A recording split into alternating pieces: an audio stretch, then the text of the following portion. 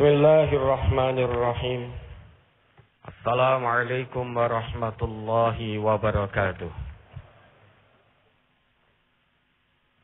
Alhamdulillahilladzi istafa Ibrahim alaihi salam khalila wa ja'alahu lin-nasi imama innahu kana siddiqan nabiyya. Asyhadu an la ilaha illallah wahdahu la syarikalah alladzi lam yattakhidh sahibatan wala walada wa asyhadu anna Muhammadan abduhu wa rasuluh al-mab'utsu basyiran wa nadhira. Allahumma salli wa sallim wa barik ala nabiyyikal karim Muhammadin sallallahu alaihi wasallam wa ala alihi wa ashabihi wa sallim tasliman katsira. Amma ba'd. Usikum wa nafsi wa iyaya bittaqwallahi wa ta'atih kama jaa fi qaulihil karim a'udzu billahi minasy syaithanir rajim. Ya ayyuhan nasu taqu rabbakum wakhshaw yawman la yajzi walidun an waladihi wala mauludun huwa jazin an walidihi syai'a inna wa'dallahi haqq fala taghurrannakumul hayatud dunya wala yaghurrannakum billahil gharur. Allahu akbar. Allahu akbar, la ilaha illallah, wallahu akbar, Allahu akbar, walillahil hamd. Kaum muslimin dan muslimat rahimakumullah. Alhamdulillah, kita panjatkan puji dan syukur kehadirat Allah subhanahu wa ta'ala atas segala nikmat dan karunia-Nya. Sehingga pada tahun ini Allah masih berkenan memberikan kita kesempatan untuk melaksanakan ibadah Shaum Arafah, mendirikan salat Idul Adha dalam keadaan sehat walafiat yang insyaallah dilanjutkan dengan penyembelihan hewan kurban. Sebagai bukti rasa syukur kepada Allah Subhanahu wa taala, marilah bersama-sama kita tingkatkan iman dan takwa kepada Allah Subhanahu wa taala dengan sepenuh hati, seperti yang tercermin dalam ketaatan dan ketabahan Nabiullah Ibrahim alaihi salam dalam menjalani cobaan demi cobaan dari Allah Subhanahu wa taala. Hari ini adalah hari yang penuh berkah. Hari yang sangat bersejarah bagi umat Islam. Karena hari ini merupakan hari kemenangan seorang Nabi, penemu konsep ketauhidan dalam berketuhanan. Sebuah penemuan maha penting di jagat raya ini tak tertandingi nilainya dibandingkan dengan penemuan para saintis dan ilmuwan.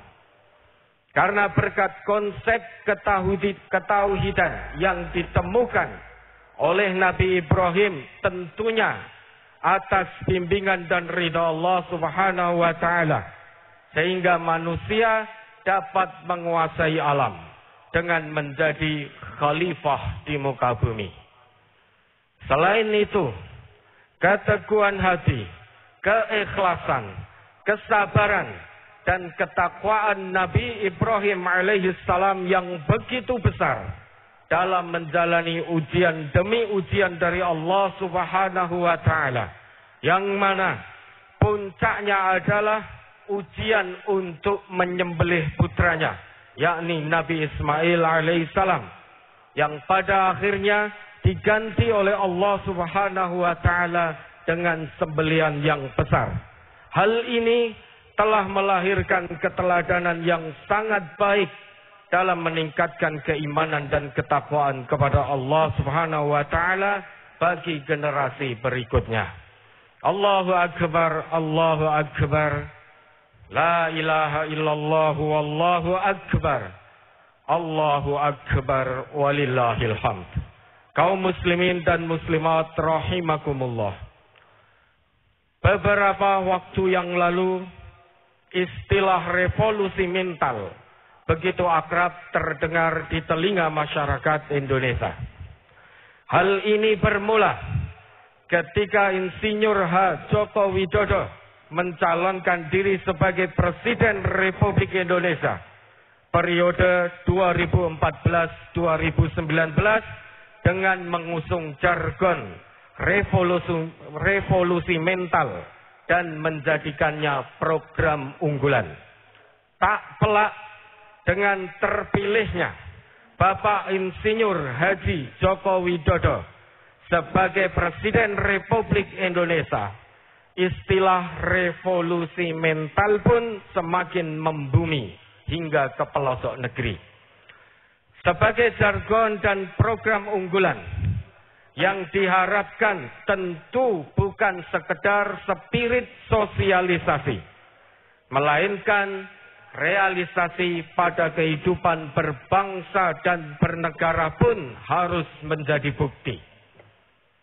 Revolusi mental harus mampu menjadi penawar luka, obat penyakit lesunya sendi perekonomian rakyat, penyambung pudarnya solidaritas dan toleransi, serta pembangkit krisis kepribadian, mental, dan moral bangsa. Dengan revolusi mental diharapkan masyarakat bisa membedakan mana obat dan mana racun. Dengan demikian, masyarakat pun mampu tumbuh kembang menjadi masyarakat madani, berbudi tinggi, berkeadilan sosial, berkesejahteraan, bermoral, bermartabat, berperadaban, dan berakhlak mulia. Pada prinsipnya, cita-cita revolusi mental harus diupayakan dan dilaksanakan oleh seluruh komponen masyarakat, tak terkecuali oleh para pemangku kebijakan negeri ini. Dengan kata lain, para elit bangsa harus mampu menjadi contoh dan teladan bagi masyarakat demi terwujudnya cita-cita nan mulia tersebut. Oleh karena itu, pembangunan revolusi mental harus diupayakan dengan memaksimalkan peran, fungsi, dan tujuan secara institusional, baik fisik maupun non-fisik. Artinya, revolusi mental tidak mungkin efektif jika hanya sekedar mengandalkan perombakan institusional tanpa melakukan perombakan manusianya atau sifat manusianya yang menjalankan sistem ini. Sehebat apapun kelembagaan yang diciptakan, selama ia ditangani oleh manusia yang belum mumpuni secara skill dan moralitas, tetap tidak akan membawa kebaikan. Dalam pandangan Al-Quran, pembangunan revolusi mental adalah upaya mencetak masyarakat yang baik, bermoral, beradab, dan berakhlak mulia. Konsekuensinya, masyarakat seperti ini adalah masyarakat yang kenal akan Tuhannya, tahu dan sadar akan dirinya, mengikuti jalan para nabi dan jalan pewarisnya, dan berbagai kriteria masyarakat beradab dan berakhlak lainnya. Masyarakat beradab dan berakhlak juga harus memahami potensi dirinya dan bisa mengembangkan potensinya demi kemaslahatan diri dan umat sesuai dengan amanah dari Allah Subhanahu wa taala. Dengan kata lain, Revolusi mental adalah sebuah proses perubahan yang sifatnya integral antara jiwa dan pelaku.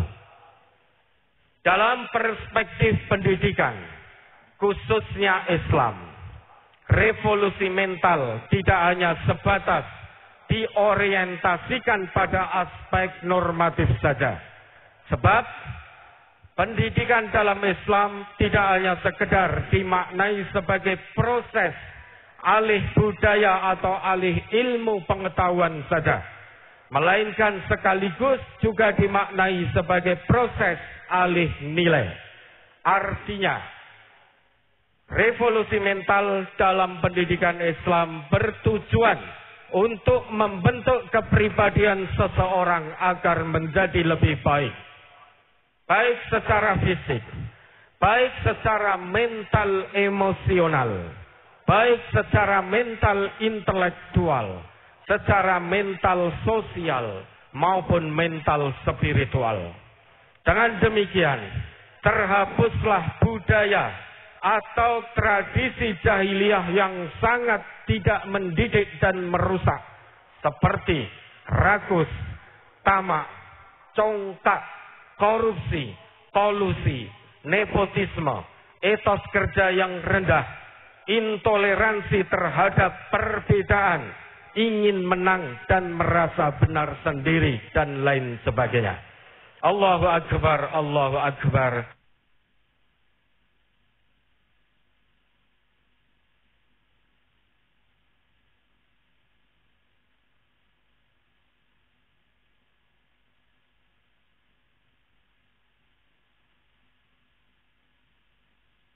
Revolusioner dari kondisi negatif ke kondisi positif. Jauh sebelum kedatangan Nabi Muhammad sallallahu alaihi wasallam, kondisi bangsa Arab dikenal dengan sebutan jahiliyah.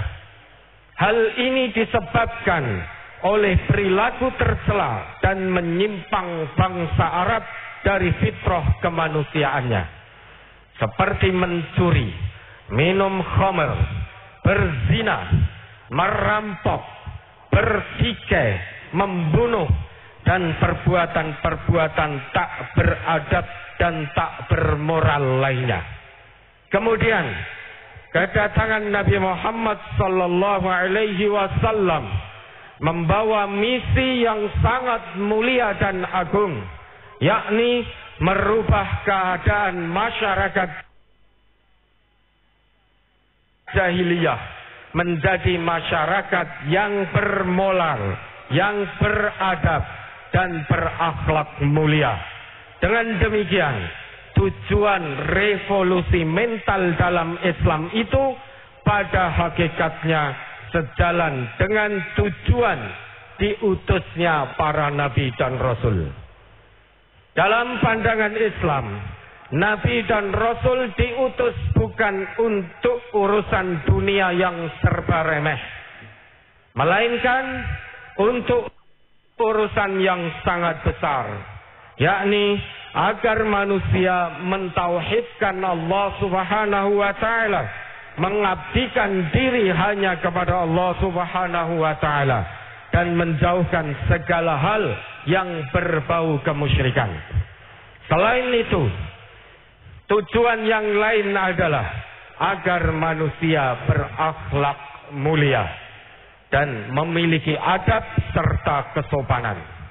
Hal ini sebagaimana yang dinyatakan oleh Nabi Muhammad sallallahu alaihi wasallam dalam sabdanya berikut, "Innama bu'istu liutammima makarimal akhlaq."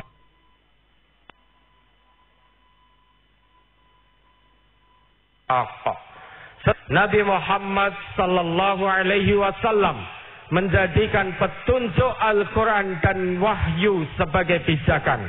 Dakwahnya terprogram dari teologis ke sosial, tujuan revolusinya dari individu ke masyarakat dimulai pergerakannya, dan para sahabat sebagai kader militannya.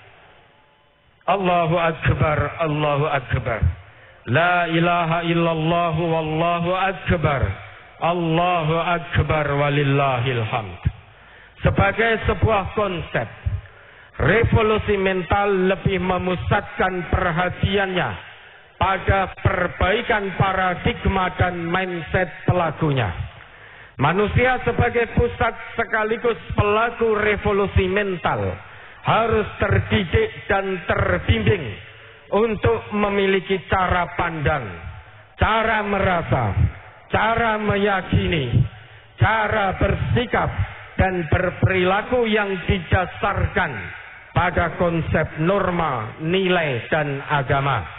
Dalam Al-Quran, konsep dasar revolusi mental setidaknya terlihat sangat jelas dalam 2 ayat berikut.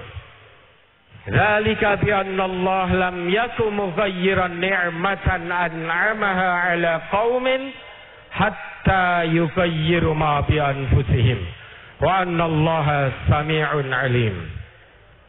Siksaan yang demikian itu adalah karena sesungguhnya Allah sekali-kali tidak akan mengubah sesuatu nikmat yang telah dianugerahkannya kepada suatu kaum hingga kaum itu mengubah apa-apa yang ada pada diri mereka sendiri, dan sesungguhnya Allah Maha mendengar lagi Maha mengetahui. Quran surat Al-Anfal ayat 53. Lahu mu'aqibatum min baini yadayhi wa min khalfihi yahfazunahu min amrillah. Innallaha la yughayyiru ma biqaumin hatta yughayyiru ma bi anfusihim.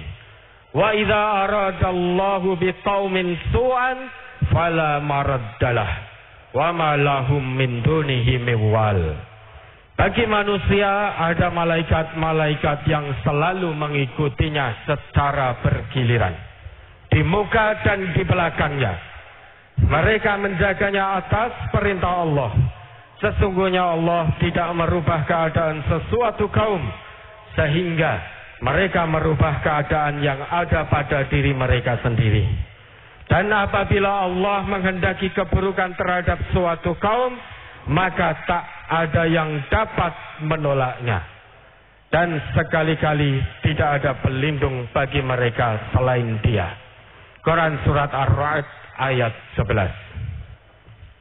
Secara tegas, kedua ayat di atas berbicara tentang konsep revolusi mental. Keduanya menjelaskan bahwa Allah Subhanahu wa Ta'ala tidak akan pernah mengubah suatu kaum atau bangsa sebelum kaum atau bangsa tersebut mengubah apa yang terdapat dalam dirinya. Ayat pertama, yaitu Quran surat Al-Anfal ayat 53, berbicara tentang perubahan nikmat. Sedangkan ayat yang kedua, yakni Quran surat Ar-Ra'd ayat 11, di situ menggunakan kata ma yang berarti apa-apa, sehingga mencakup perubahan apapun, yakni baik dari nikmat positif menuju nikmat negatif atau murka ilahi, maupun dari negatif menuju positif. Lain daripada itu, ayat-ayat di atas juga berbicara tentang perubahan sosial yang berlaku bagi masyarakat masa lalu, masa kini, dan masa mendatang. Ayat-ayat tersebut berbicara tentang hukum-hukum kemasyarakatan, di samping menyangkut pula orang per orang atau individu. Hal ini terlihat jelas dari penggunaan kata kaum atau masyarakat pada kedua ayat tersebut. Oleh karena itu, dapat dipahami bahwa perubahan sosial hanya terjadi kalau anggota masyarakat itu terlibat dalam upaya perubahan tersebut. Dengan kata lain, perubahan tidak akan pernah terjadi jika hanya sebagian anggota masyarakat yang terlibat dan sebagian yang lain tidak terlibat. Oleh karena ayat-ayat tersebut berbicara tentang kaum, maka ketetapan yang sedang ditunjuk oleh kedua ayat tersebut bersangkut paut dengan kehidupan duniawi, bukan ukhrawi. Hal ini mengisyaratkan adanya pertanggungjawaban yang sifatnya pribadi, dan ini akan terjadi di akhirat kelak berdasarkan firman-Nya dalam Quran surat Maryam ayat 95 yang mafhumnya tiap-tiap mereka akan datang menghadap kepadanya sendiri-sendiri. Dan ada juga tanggung jawab sosial yang bersifat kolektif, sebagaimana yang ditunjuk oleh firman-Nya dalam Quran surat Al-Anfal ayat 25 yang mafhumnya, hindarilah cobaan yang tidak hanya menimpa secara khusus orang-orang yang berlaku aniaya di antara kalian, dan ketahuilah bahwa sesungguhnya Allah sangat pedih pembalasannya. Ayat-ayat perubahan di atas mengisyaratkan bahwa pelaku perubahan ada dua, yaitu Allah Subhanahu wa Ta'ala dan manusia. Manusia berkewajiban mengubah sisi dalamnya, sehingga kalau ia telah mengubah sisi dalamnya, Allah pun akan turun tangan untuk mengubah sisi luarnya sesuai dengan apa yang diharapkan oleh manusia. Sisi dalam manusia terdiri dari banyak hal, yang terpenting di antaranya adalah nilai-nilai yang dihayatinya, kehendak dan tekadnya untuk berubah. Mustahil terjadi perubahan jika tidak ada nilai-nilai yang dihayati. Demikian pula tidak mungkin terjadi perubahan kalau nilai-nilai melalui tekad yang kuat. Oleh karena itu, bisa saja terjadi perubahan prinsip atau terjadi perubahan penguasa, tetapi tidak terjadi perubahan. Sebab nilai-nilai yang dihayati oleh masyarakat tersebut tidak dapat mereka wujudkan dalam kehidupan nyata karena ketiadaan tekad yang kuat untuk berubah. Sejak dini Al-Quran telah membeberkan hakikat manusia adalah ciptaan, perpaduan antara sisi dalam dan sisi luar. Sisi dalam manusia disebut nafas atau diri atau jiwa, sedang sisi luar manusia dinamai jism, yakni badan. Oleh sebab itu, Islam memandang manusia dari sela-sela nalurinya yang asli, faktor dan ciri-cirinya sebagai suatu ciptaan yang saling beriringan. Karenanya Allah Subhanahu wa Ta'ala pun menetapkan adanya kesenangan sisi dalam dan sisi luar manusia. Kalaupun ada batasan dan larangan terhadap kecenderungan itu, maka hal tersebut dimaksudkan untuk menjaga manusia dari kehancuran. Islam menyadari adanya kesenangan manusia pada sisi dalam dan luarnya. Allahu Akbar, Allahu Akbar, la ilaha illallah, wallahu akbar, Allahu Akbar, walillahil hamd. Kaum muslimin dan muslimat rahimakumullah. Jati diri manusia dapat dididik dan mendidik dalam kerangka revolusi mental. Allah Subhanahu wa Ta'ala memberikan perangkat fitrah, yakni sistem dan kecenderungan asli berupa potensi internal, yakni akal, qalb dan nafas, serta potensi eksternal, yaitu kelenturan fisik. Tidak dipungkiri, setiap individu manusia tercipta dengan kekuatan fitrah. Ini sebagaimana yang ditegaskan oleh Allah Subhanahu wa Ta'ala dalam ayat berikut. Faqim wajhaka lid-dini hanifa, fitratallahi allati fataran nas 'alaiha, la tabdila li khalqillah, dzalikad dinul qayyim, walakinna aktsaran nasi la ya'lamun. Maka hadapkanlah wajahmu dengan lurus kepada agama Allah. Tetaplah atas fitrah Allah yang telah menciptakan manusia menurut fitrah itu. Tidak ada perubahan pada fitrah Allah. Itulah agama yang lurus. Tetapi kebanyakan manusia tidak mengetahui. Quran Surat Ar-Rum ayat 30. Secara sederhana, fitrah tersebut dapat diartikan sebagai kesiapan untuk menjalankan agama tauhid. Dengan kata lain, di dalam fitrah tersebut terkandung tauhid, keikhlasan dalam mencapai tujuan, mencintai karena Allah semata, menghambakan diri hanya kepadanya, menegakkan amar ma'ruf, melakukan nahi mungkar, menghalalkan yang baik-baik dan bermanfaat, serta mengharamkan yang buruk-buruk dan membahayakan. Jamak diketahui bahwa manusia memiliki kesamaan dengan binatang, sama-sama memiliki panca indera, sama-sama memiliki gerakan dan keinginan, serta jenis-jenis perasaan lainnya.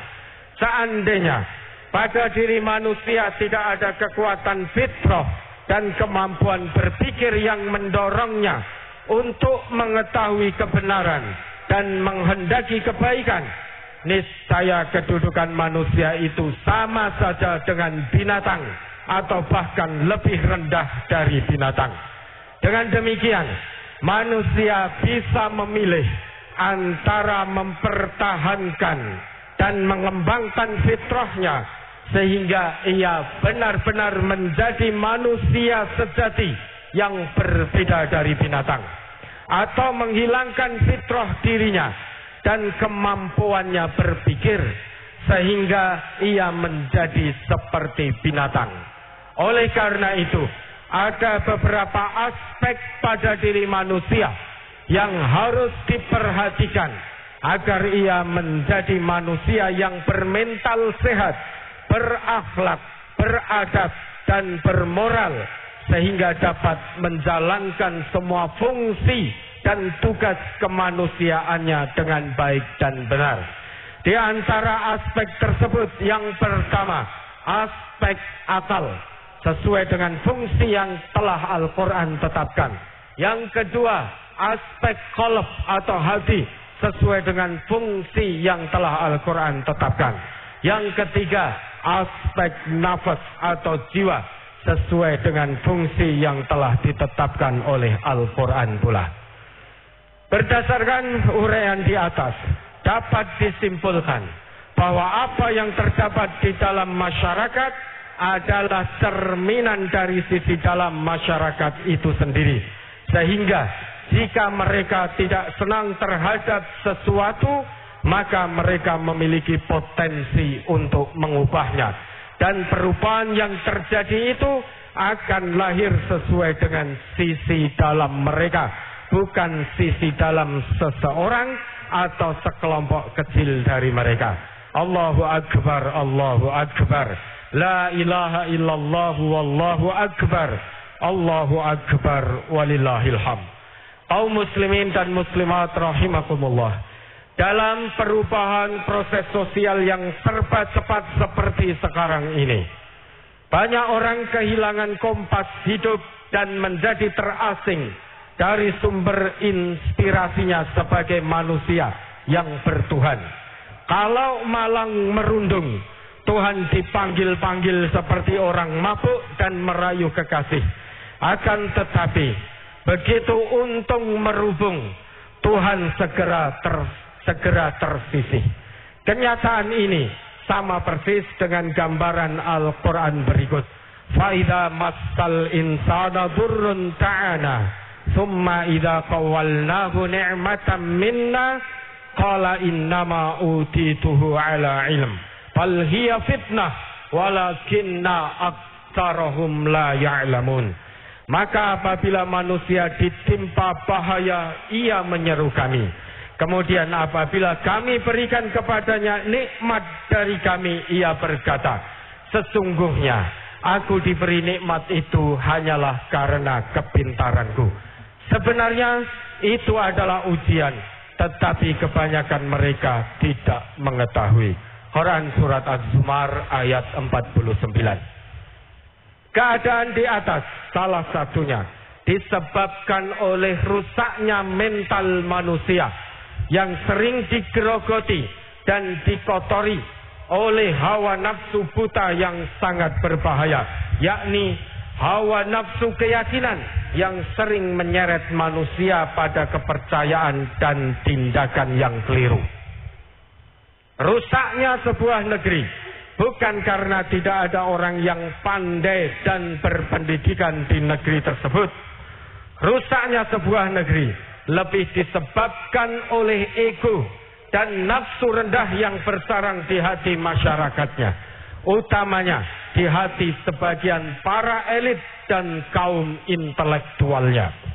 Dari sinilah lantas timbul pelanggaran, kejahatan, kerusakan mental, dan kebobrokan moral di berbagai bidang seperti ekonomi, politik, hukum, pendidikan, dan lain sebagainya. Kemampuan intelektual seseorang bukan jaminan untuk dapat menguasai hawa nafsu, karena daya tarik hawa nafsu itu lebih kuat daripada pertimbangan-pertimbangan intelek. Dengan demikian dapat dikatakan bahwa untuk meraih perubahan dan kemajuan yang sesungguhnya, suatu negeri tidak cukup hanya berbekal kecerdasan, kepakaran, ilmu pengetahuan, dan teknologi semata, melainkan harus didukung pula dengan moralitas yang terpuji. Oleh karena itu, upaya pertama yang harus dilakukan manusia untuk merevolusi mental adalah menekan dan mengalahkan bisikan-bisikan hawa nafsu demi perubahan yang sesuai dengan prinsip-prinsip logis, fitrah, dan tujuan eksistensinya di atas permukaan bumi ini. Kebangkitan suatu umat atau bangsa pada dasarnya telah melewati dua tahap atau jalan yang berbeda. Pertama, jalan akidah dan kekuatan batiniah atau mental yang digabungkan dengan kelapangan lahiriah. Kedua, jalan yang berorientasikan pada jumlah materi. Jalan pertama hanya dapat diukur dengan kemauan dan akhlak, budi pekerti, dan tidak dapat diukur dengan banyaknya emas atau harta benda yang lain. Tidak ada yang dapat membawa kemusnahan suatu bangsa selain hilangnya kekuatan batiniah itu. Dengan ibarat lain, kekuatan batiniah atau mental sangat berpengaruh terhadap kebangkitan dan ketinggian derajat suatu bangsa. Hal ini sebagaimana yang pernah dinyatakan oleh Ahmad Syauqi berikut. Wa innamal umamul akhlaqu ma baqiyat fa in humu dhahabat akhlaquhum dhahabu. Sesungguhnya suatu bangsa itu tergantung akhlaknya. Apabila rusak akhlaknya, maka rusaklah bangsa itu. Pembentukan manusia dengan kebudayaan atas dasar nilai-nilai batiniah sesungguhnya telah dilakukan sejak awal oleh Rasulullah sallallahu alaihi wasallam. Dengan titik tolak demikian, Rasulullah telah berhasil mengangkat derajat dan harkat kemanusiaan umatnya. Sejarah mencatat, Rasulullah sallallahu alaihi wasallam tidak pernah membeda-bedakan warna kulit, keturunan, kekayaan, atau diskriminasi lainnya. Dengan prinsip ini, Rasulullah memandang sama terhadap setiap manusia. Dalam pandangan Rasulullah, manusia ibarat gerigi sisir. Terdapat kesamaan dalam segala hal, kecuali amal yang membedakan. Dengan kata lain, tidak akan pernah ada suatu derajat keturunan atau kedudukan seseorang yang mampu mengangkat mereka kecuali dengan amalnya itu.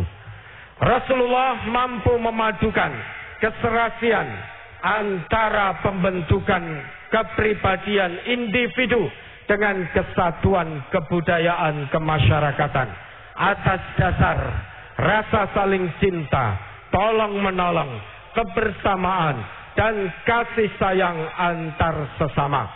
Dengan ibarat lain, Rasulullah telah berhasil menanamkan nilai-nilai batiniah yang sangat besar kekuatannya itu dalam pembentukan mentalitas dan karakter para sahabat dan umatnya. Namun sayang, kekuatan batiniah atau mental yang pernah dibangun oleh Rasulullah pada saat ini sudah banyak ditinggalkan oleh sebagian umat Islam di berbagai belahan bumi. Oleh karenanya, tidak mengherankan bila kerusakan mental dan moral di berbagai bidang melanda negeri yang mayoritas penduduknya muslim sekalipun, termasuk Indonesia. Hal ini karena mentalitas sebagian umat Islam hanya laksana buih, sehingga tidak memiliki arti dan manfaat sedikit pun. Untuk mengatasi ini, tidak ada jalan lain kecuali membebaskan umat dari penderitaan psikologis, kerusakan hati nurani, dan kelemahan batiniah. Dengan kata lain, harus dilakukan revolusi mental di segala lini sebelum umat jatuh ke jurang keruntuhan yang lebih dalam. Hal ini pula yang dahulu dilakukan oleh Rasulullah Muhammad sallallahu alaihi wasallam tatkala merevolusi mental manusia zaman jahiliyah.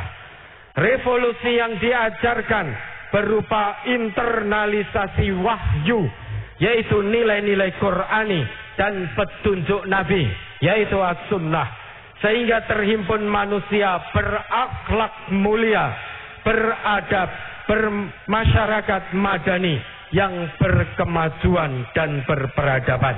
Mudah-mudahan momentum Idul Adha ini memotivasi kita untuk menjadi orang yang lebih beriman dan bertakwa, tangguh serta tabah menghadapi ujian dan cobaan keimanan dan ketakwaan, menjadi pelopor dalam dakwah, meninggikan kalimat-kalimat Allah Subhanahu wa taala dengan mengambil ibrah serta meneladani kisah Nabi Ibrahim alaihi salam. Qad kanat lakum uswatun hasanah fi Ibrahim walladzina ma'ah. Sungguh benar-benar ada suri toladan yang baik bagimu pada diri Ibrahim dan orang-orang yang bersama dengannya. Quran surat Al-Mumtahanah ayat 4. Sebagai penutup, mari sejenak kita khusyuk dan khudu memanjatkan doa kepada Allah Subhanahu wa taala. Allahumma shalli ala Muhammad wa ala ali Muhammad kama shallaita ala ali Ibrahim wa barik ala Muhammad wa ala ali Muhammad kama barakta ala ali Ibrahim innaka Hamidum Majid. Allahumma ighfir lil muslimina wal muslimat wal mu'minina wal mu'minat al ahya'i minhum wal amwat. Allahumma alif baina qulubina wa aslih dzata bainina wahdina subulas salam wa najjina minadh dhulumati ilan nur wa jannibna al fawahisha ma dhahara minha wa ma batan wa barik lana fi asma'ina wa absarina wa qulubina wa azwajina wa dzurriyyatina wa tub alaina innaka antat tawwabur rahim. Allahumma aslih lana dinana alladhi huwa ismatu amrina wa aslih lana dunyana allati fiha ma'ashuna wa aslih lana akhiratana allati ilaiha ma'aduna waj'alil hayata ziyadatan lana fi kulli khair waj'alil mauta rahatan lana min kulli syarr. Rabbana hab lana min azwajina wa dhurriyyatina qurrata a'yun waj'alna lil muttaqina imama. Rabbana la tuzigh qulubana ba'da idh hadaitana wa hab lana min ladunka rahmah innaka antal wahhab.